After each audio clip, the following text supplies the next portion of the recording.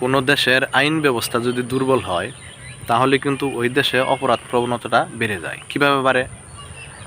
ধরেন আমি একটা খুন করছি বা একটা রেপ করছি, আমার নামে তারা মামলা করছে, আমি জেলে গেলাম। জেলে যাওয়ার পর আমি কোনোভাবে আইনের কোনো ফাঁক ফোকর দিয়ে উচ্চপদস্থ কর্মকর্তা হোক, সরকারি দল হোক, মানে যে কোনো সিস্টেমে আমি আইনের ফাঁক ফোকর দিয়ে বের হলাম।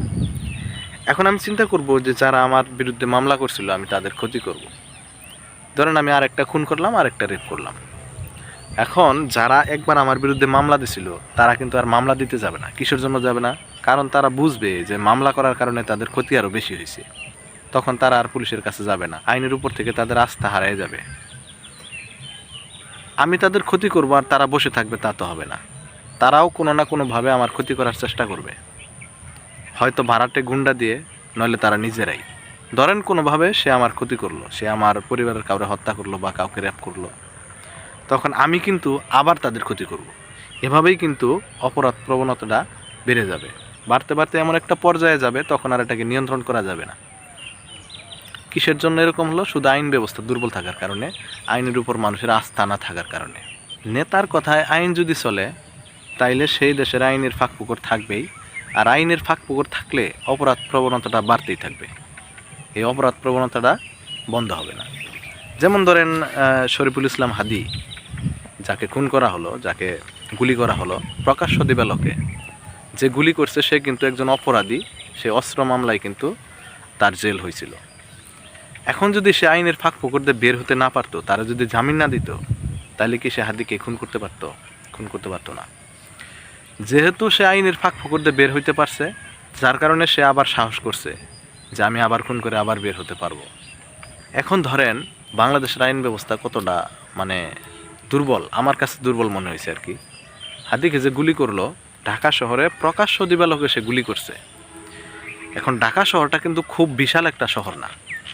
যখন গুলি করছে সাথে সাথে যদি সমস্ত ঢাকার প্রবেশদ্বারগুলো বন্ধ করে দেওয়া হতো, যে ঢাকা থেকে কোনো যানবাহন কোথাও যাবে না এবং কোনো মানুষ ঢাকা থেকে বের হতে পারবে না, সব কিছু বন্ধ করে দেওয়া হবে। ঢাকাতে যত সেনাবাহিনী, যত র্যাব, যত বাহিনী রিজার্ভ আছে, সবগুলো দিয়ে যদি সমস্ত ঢাকাকে ঘেরাও করা হতো এবং সমস্ত ঢাকায় একটা চিরুনি অভিযান চালানো হতো, তাহলে কিন্তু ঠিকই অপরাধীরা ধরা পড়তো।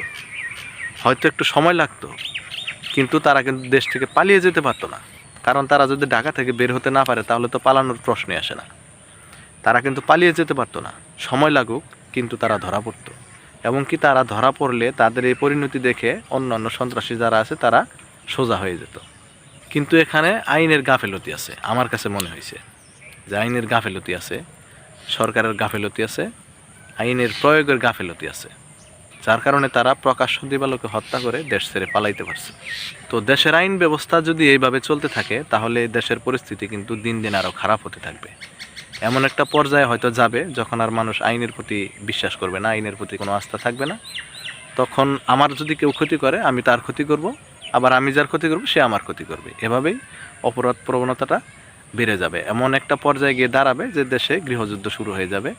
তখন মনে করেন যে আর কন্ট্রোলে আনা সম্ভব হবে না, তখন হয়তো কোনো পরাশক্তি আমাদেরকে দখল করে নিয়ে যাবে। এটাই বাস্তবতা। কারণ নিজেদের মধ্যে যখন বিশৃঙ্খলা শুরু হবে তখন অন্য কেউ সুযোগের সদ্ব্যবহার করবে।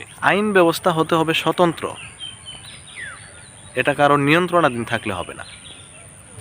আমি সরকার হই, প্রধানমন্ত্রী হই, রাষ্ট্রপতি হই, আইন আমার জন্য যা, একজন ফকির মিসকিনের জন্য আইন তাই থাকতে হবে। তবেই দেশ থেকে সন্ত্রাস, দুর্নীতি, চাঁদাবাজি, যত অপকর্ম আছে সব কিছু দূর করা সম্ভব। তো আমার একটাই মতামত যে বাংলাদেশের যে আইন ব্যবস্থা আছে এটা স্বতন্ত্র হোক, এটা কারো অধীনে থাকবে না, এটা থাকবে একদম স্বতন্ত্র, সবার জন্য সমান, এবং আইনের প্রয়োগ থাকবে 100%। তাহলে যদি বাংলাদেশ থেকে অপরাধ, দুর্নীতি, চাঁদা, ঘুষ, সুদ, খুন, ধর্ষণ এগুলো যদি বন্ধ হয়।